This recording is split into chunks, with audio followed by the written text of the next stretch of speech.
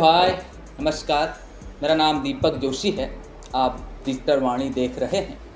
आज बात करेंगे 1 लाख वोटर वाले उस विधानसभा की जहां अब उपचुनाव होने वाले हैं और सूबे के मुख्यमंत्री पुष्कर सिंह धामी जी वहां से उपचुनाव लड़ रहे हैं और उन्हें वह चुनाव जीतना बहुत ही महत्वपूर्ण है। जब जीतेंगे तब भी मुख्यमंत्री बन पाएंगे और सबसे सुरक्षित सीट उनके लिए वह मानी जा रही है।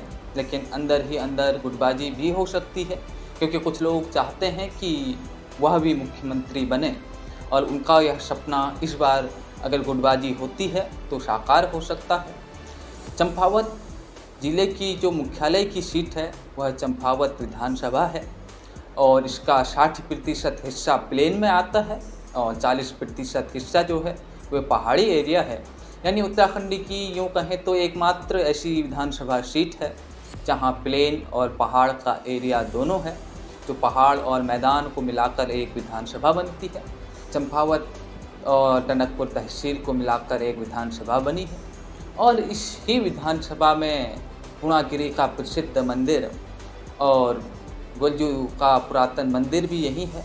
अब मुख्यमंत्री खुद मानते हैं कि उन्हें पूर्णागिरि माता ने बुलाया है और गोलजू न्याय के देवता हैं, तो वह उत्तराखंड के साथ न्याय करने वाले हैं और उनकी जीत वहां से पक्का है।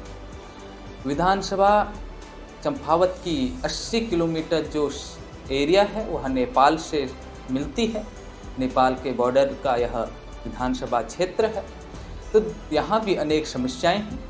मुझे याद आ रहा है यह वही विधानसभा है। यहाँ के विधायक कैलाश कहतौड़ी जी ने एक बार एक जो बालिका थी घोड़े में पानी ले जाती थी उससे बात भी की थी, उसकी मदद भी की थी। अनेक समस्याएं हैं, यहाँ दूर दूर से पानी लाना पड़ता है। स्वास्थ्य सेवाओं का यहाँ भी बुरा हाल है। शिक्षा दूर दूर 10-12 किलोमीटर पैदल जाके शिक्षा ग्रहण करनी पड़ती है।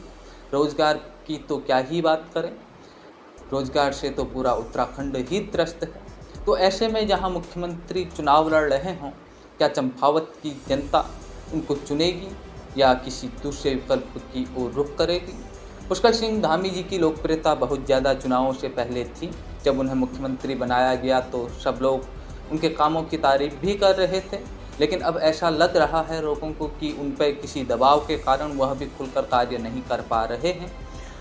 भू कानून भी इसमें एक प्रमुख मुद्दा था। पहले उन्होंने कहा था कि सरकार बनने के बाद हम इस विषय में सोचेंगे, कमेटी भी बनाई, लेकिन सरकार बनने के बाद वह उसको भी भूल गए और अनेक ऐसे बातें हो रही हैं जो मुख्यमंत्री की लोकप्रियता को कम कर रही है। रोजगार न देने की उनकी असमर्थता भी इसमें प्रमुख मुद्दा है। लगता है इस कारण कहीं जनता पलट भी सकती है, क्योंकि जनता के मूड परिवर्तन में समय नहीं लगता है। देखना ये होगा कि चंपावत विधानसभा सीट से कौन विजयी होता है। चंपावत विधानसभा की बात करें तो 2002 में यहाँ से जो पहले विधायक बने थे वे कांग्रेस के थे और हेमेश खरकवाल जी, और अच्छा काम रहा इनका ऐसा लोग बताते हैं।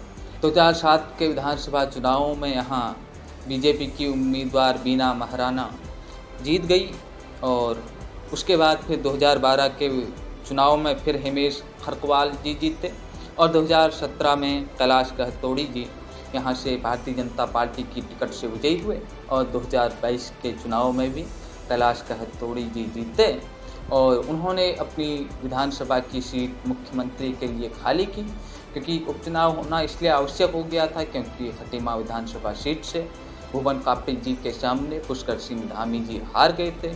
इसलिए अब उन्हें मुख्यमंत्री बनने के लिए 6 महीने में किसी भी विधानसभा सीट से जीतना आवश्यक है। तो अब जगह तय हो चुकी है, चंपावत से चुनाव लड़ेंगे। अब देखना दिलचस्प रहेगा कि वह जीत पाते हैं, क्या अगले मुख्यमंत्री वही ही रहेंगे या इसमें कोई परिवर्तन हो सकता है। आप देख रहे हैं डिजिटल वाणी। नमस्कार।